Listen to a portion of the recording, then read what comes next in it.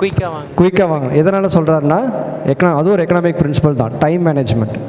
So limited resources இந்த வேர்ல்டில் வந்து நம்ம லிமிட்டட் ரிசோர்ஸஸ் இருக்குது. வேறஸ் நம்மளோட ஆசைகள் வந்து பார்த்திங்கன்னா அதிகமாக இருக்குது. நீங்களும் வந்து உங்களோட ஆசை வந்து என்னது, முன்னேறி வரணும், பிரபலமாகணும் அப்படிங்கிற ஆசையை உங்கள் கிட்டே இருக்க ரிசோர்ஸஸை எப்படி நீங்கள் மேனேஜ் பண்ணுறீங்கிறத பொறுத்து உங்கள் டைம் அதை நீங்கள் வந்து எதில் செலவிடுறீங்க, எதுக்காக செலவிடுறீங்க, எந்த காரணத்துக்காக செலவிடுறீங்க.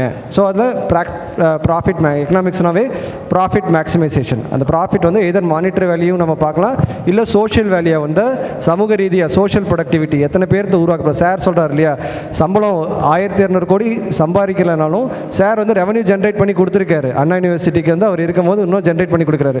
இன்னமும் ப்ராஃபிட் மேக்ஸிமைஸ் அவரோட வாழ்நாள் இன்னமும் நீடித்து அதிகரித்து ரிட்டையர்ட் ஆனதுக்கு அப்புறமும் வந்து பார்த்தீங்கன்னா சார் வந்து ஒவ்வொரு நேரத்தையும் அஜித் படம் ரிலீஸ் ஆகுது இல்லையா, சார் சொல்கிற மாதிரி ஒவ்வொரு நாளையும் ஒவ்வொரு நிமிஷத்தையும் ஒவ்வொரு நொடியும் அவராக செதுக்கிறது தான் நம்மளோட கையில் எக்கனாமிக் பிரின்சிபல்ஸ். நம்ம கையில் இருக்கிற விஷயங்களை எதில் நம்ம செலவிடுறோங்கிறத பொறுத்து தான் நம்மளோட வளர்ச்சி அப்படிங்கிறத நான் சொல்லிக்கிறேன். ஸோ எக்கனாமிக் சார் சொல்கிற மாதிரி டிமாண்ட் ஃபோர்காஸ்டிங், டிமாண்ட் அனாலிசிஸ், இதுலேருந்து இப்போ ஒரு புள்ளி இங்கே இருக்குதுன்னா அடுத்து இது எதை நோக்கி போகிறது, எது வேணும். இப்போ கோவிட் வருதுன்னா ஒரு சாதாரண ஒரு மாஸ்க் வந்து தயாரிக்கிறாங்க, எத்தனை தயாரிப்பு தேவைப்படுது. ஸோ இந்த ஃபோர்காஸ்டிங் வந்து பார்த்திங்கன்னா இன்றைக்கி ரொம்ப ரொம்ப முக்கியமான ஒரு ப்ராஃபிட் மேக்ஸிமைசேஷனில் வந்து ரொம்ப ரொம்ப முக்கியமான இது காஸ்டிங்.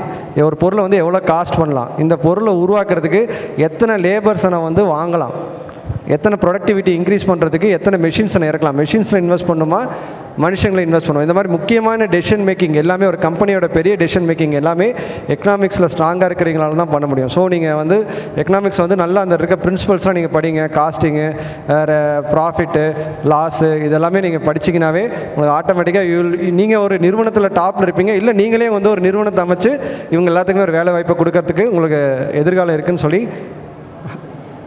முடிச்சுக்கிறேன். Thank you. Okay, thank you sir. Okay, thank you.